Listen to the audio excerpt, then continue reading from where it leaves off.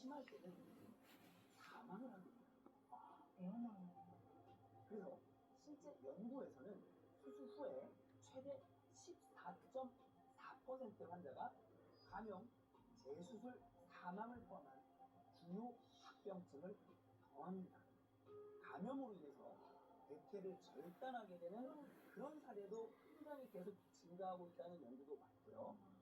실제 한 사례를 소개해드리자면 75세 여성 환자가 인공관절을 수술한 다음에 단 2주 만에 슬개골이 골절되고 감염이 시작돼요. 항생제 치료는 했어도 수술 끝에 결국 백혈을 절단하고 그리고 또 끝내는 3개월 뒤에 사망하는 일까지 생깁니다. 진짜 이런 일들이 너무 무서워요. 있다는 것이죠. 사람들은 이렇게 위험한 인공관절 수술을 왜 감수할까요? 그만큼 아파서. 너무 아파. 맞습니다. 너무 아파요. 극심한 통증입니다.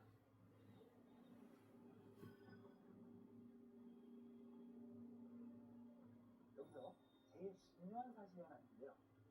연골은 달아도 아프지 않아요. 왜냐하면 연골에는요, 느낄 수 있는 그 신경이 없어요. 네. 무릎 연골은 3mm 정도 되는 두께인데요. 얇은 조직이 평생 우리의 체중, 우리 일상 속에서 모든 충격을 버텨내는 거예요. 문제는요, 나이가 들면 연골이 회복되는 속도가 현저하게 느려집니다. 반대로 연골을 파괴하는 염증 효소는 늘어납니다.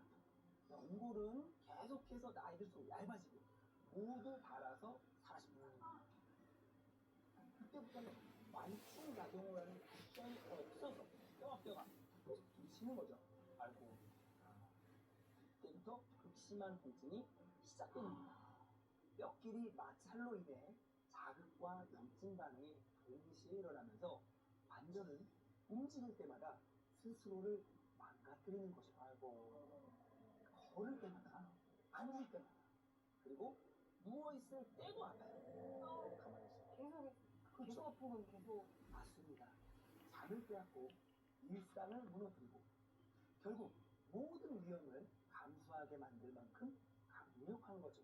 가장 중요한 건 이미 그 전에 막는 거예요.